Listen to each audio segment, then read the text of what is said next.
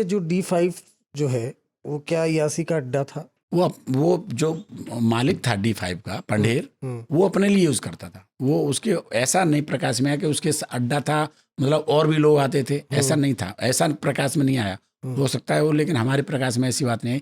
लेकिन वो अपने शौक के लिए बुलाता था, अपने शौक। सुरेंद्र कोहली से जो आप पूछताछ, 16 कत्ल किया उसने, 16 कत्ल किए, जिसमें 15 लड़कियां, मासूम बच्चियां, एक बच्चा था। एक बच्चा भी उसने वो लड़की समझ के उठाया। वो बच्चा अपने माँ बाप का अकेला था और बड़ी मन्नतों से हुआ था वो।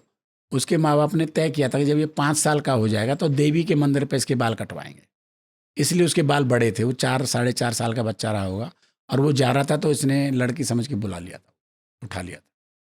और जब उसके कपड़े उतारे तो वो लड़का था। और उसी बच्चे का इसने बताया कि जब उसको पीस कर रहा था ये, तो उस बच्चे का कलेजा इसने खा के देखा। लेकिन ये कह रहा था कि हम जब वहाँ बकरा या बकरी काटते थे, उसकी जब स्क्रैप निकालते थे पेट का, बकरा बकरी का, तो कलेजे को हम नमक लगा के खा लेते थे। आज जब वो बच्चे का इसने कहा कि मैंने खाया तो ज़रूर, पर मुझे उल्टी हो गई थी, फिर मैंने किसी का कोई मांस नहीं खाया। मतलब बच्चे का वो काट के मांस कैसे, ये आप ठीक से हमारे दर्शकों को कैसे किया उस, मतलब एक तो ये बच्चे को उठाया, किस तरह से उठाता था, मतलब ये कैसे, क्या लालच देके, जैसे कोई काम वाली लड़की है। सुरेंद्र को जो आपने बताया वही आप, सुरेंद्र ने जो मुझे बताया एकदम वही बता रहा हूँ। उसने कुछ महिलाएं भी थी, कुछ तो लड़कियां थी छोटी अनमैरिड, 2-3 महिलाएं भी थी मैरिड। तो वो जैसे काम करके जा रही कोई लड़की, भाई तो हमारे यहाँ काम करेगी? हाँ करूँगी। तो आजा चल देख ले, या कितने पैसे में करेगी? चल मालिक से बात करा देता हूँ। छोटे बच्चे जो ट्रॉफी थी, आजा और ट्रॉफी दूंगा। इस तरह वो अंदर बुला लेता था और वहाँ पे उनका मर्डर करके फिर अपने सेक्सुअल डिज़ायर को पूरा करने का प्रयास करता था। तो जब आप उससे पूछताछ कर रहे थे तो क्या आपको गुस्सा नहीं आया जब जिस तरह से ये बता रहा था कि आपको? नहीं, हमको गुस्सा, भाई देखो आदमी आदमी है, चाहे किसी का भी बच्चा हो। जब ये बात लगी तो एकदम लगा कि हम किससे बात कर रहे हैं। सुरेंद्र कोहली ने सिलसिलेवार तरीके से, क्या जब आप पूछताछ कर रहे थे उसका हाव भाव कैसा था, फिर कैसे उसने बताया पायल की हत्या के बारे में, क्या बताया उसने क्यों किया? पहले तो वो उसका चेहरा इतना सपाट रहता था कि उसके चेहरे पे किसी भी बात का कोई असर नहीं, बिल्कुल सपाट। न तो वो लगता था कि ये हंस रहा है, न वो रोने की। मैं आपको बता रहा हूँ, कई साल हो गए इसको। झुंझलाहट में हमने 3rd डिग्री भी उस पर यूज़ करी, लेकिन उसके बाद भी उसके चेहरे पे कोई भी शिकन नहीं आती थी। चेहरे का एक भाव चेंज नहीं होता था, बिल्कुल सपाट। मतलब हम उसका चेहरा पढ़ ही नहीं पाते थे। फिर जब रिक्शे वाला आया 2 दिन बाद, जब उसने बताना शुरू किया और जब स्केलेटन कपड़े बच्चों के मिल गए, फिर वो टूट गया। उसने भी सुरेंद्र से कहा, पंढेर ने भी समझाया कि भाई सुरेंद्र देख, बताना पड़ेगा अब तुझे, मैं कुछ नहीं कर सकता, तेरा पुलिस है। फिर उसने बताना शुरू किया। क्या बताया? मतलब पहले पायल को कैसे मारा, ये कैसे बताया? पहले को पायल इस पंढेर तो चला गया था चंडीगढ़। पायल आई, इसने बुलाई टेलीफोन करके आई, वो अंदर आई। दरअसल एक उसमें बात ये थी कि जो पंढेर था बहुत पैसे वाला आदमी था। उसका लड़कियों को बुलाने का शौक था कोठी में वो प्रोस्टिट्यूशन के लिए। वो पायल को इसीलिए बुलाता था। ये नंदलाल ने हमसे झूठ बोला था कि वो नौकरी के लिए बुलाता था। वो उससे पहले भी कई बार बुलाई थी, पैसे देता था, चली जाती थी। तो इसने टेलीफोन करके बुलाया। वो पंढेर चला गया चंडीगढ़ और इसने बुलाया उसको, पायल को चाय पिलाई उसे, फिर अपनी इच्छा जाहिर की। तो उसने कहा पैसे दे। भाई पैसे तो है नहीं मेरे पे, यूँ बिना पैसे तो मैं, उसने जो शब्द बोले टेलीविज़न पर नहीं, ठीक नहीं ने, उसने रिफ्यूज़ कर दिया। तो वो उठ के जाने लगी तो पीछे से दुपट्टा उसके गले में डाल दिया और गिरा के उसका मर्डर कर दिया। फिर उसके साथ रेप किया। लाश के साथ? वो लाश के ही साथ करता था। जितनी भी लड़कियां उठाई सबकी डेड बॉडी के साथ उसने रेप करने का प्रयास किया और उसमें भी सफल नहीं हो पाता था। वो ये सब कुकर्म करने करने का प्रयास करता था और डिस्चार्ज होता था, फिर बस इतना करता था।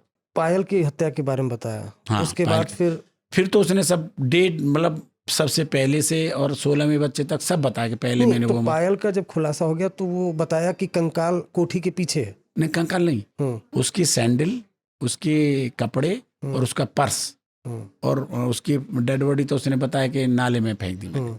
मैं कहा नाले में कैसे चली जाएगी? तो उसने बताया कि उससे पहले उसने एक लड़की मारी थी, जो सबसे पहले मारी थी, वो डेड बॉडी उसने नाले में फेंकनी चाहिए थी, लेकिन नाले में वो डेड बॉडी गई नहीं, तो वो वापस ले गया घर। फिर उसने उसको पीस करके काट के फेंका। मैंने वो तो पीस कैसे करना सीख गया, तो उसने बताया कि हमारे यहाँ पूजा होती है पहाड़ पे, तो बकरा काटते हैं। जब हम बकरा काटते हैं तो हम वो बकरा काटने से मुझे पता लग गया कि जहाँ जोड़ होते हैं वो आसानी से खुल जाते हैं। तो उसने बताया कि मैं डेड बॉडी को ले जाता था, पहले उठा के ऊपर जो D5 है ना, उसके ऊपर एक कमरा बना हुआ है, एक लैट्रिन बाथरूम बने हुए हैं, तो वो बाथरूम में ले जाके गर्दन अलग कर देता था और लैट्रिन की शीट पे रख देता था डेड बॉडी को।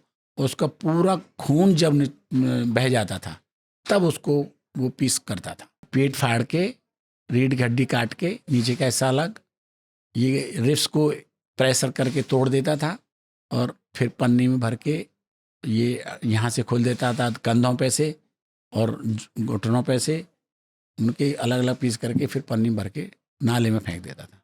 पहले इसने कुछ पीछे भी फेंके, जो पायल से पहले मर्डर हुए बच्चियों के, वो 2-3 इसने पीछे भी फेंके, लेकिन वो पीछे जो एक टंकी, पानी की टंकी है, वहाँ कुछ परिवार रहते हैं, उसने शिकायत करी, भी तुम्हारे घर से बड़ी बदबू आती है।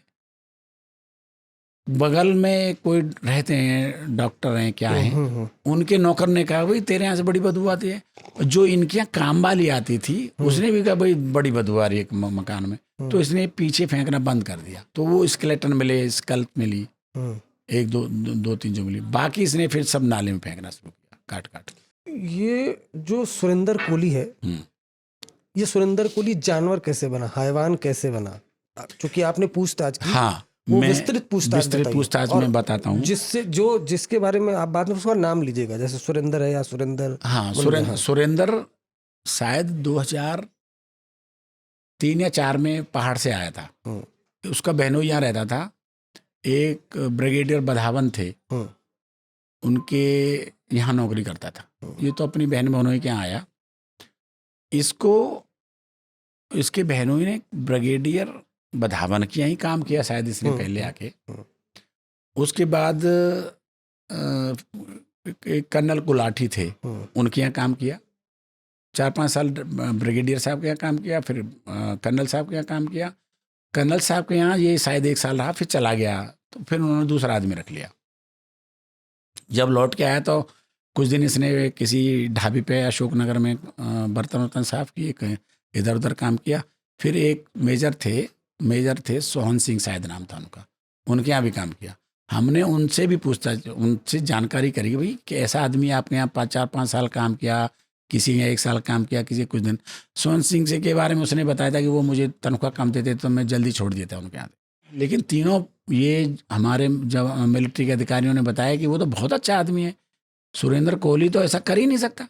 उनको तो विश्वास के साथ बताया कि वो तो ऐसा कर ही नहीं सकता, वो तो बहुत अच्छा आदमी है। फिर ये बात हमने जब हम वहाँ गए गंगानगर, इनका नार्को टेस्ट, यूपी का सबसे पहला नार्को टेस्ट हुआ था वो, जो हमने कराया था, वो सुरेंद्र कोहली और पंडेर का। तो वहाँ पे एक डॉक्टर पटेल थे, साइकोलॉजिस्ट, जिनके पास हम बैठे रहते थे। डॉक्टर पटेल से पूछा, सर ऐसे ऐसे बात है, ये जिनके इन्हें नौकरी करी कई साल, वो कहते हैं इतना अच्छा आदमी है और ये इतना तो इसने तो 1-1.5 साल में इतना। तो उन्होंने साइकोलॉजिकल बात बताई कि ये जो 1-1.5 साल 2 साल ये अकेला रहा ना और किसी के संपर्क में नहीं रहा, इसका मालिक सेक्सुअल इंटरटेनमेंट करता था, इसकी भी इच्छा होती होगी और ये कर नहीं पाता था, तो उसकी पूर्ति के लिए ये अकेलेपन में साइकोलॉजिकल डिसऑर्डर का शिकार हो गया।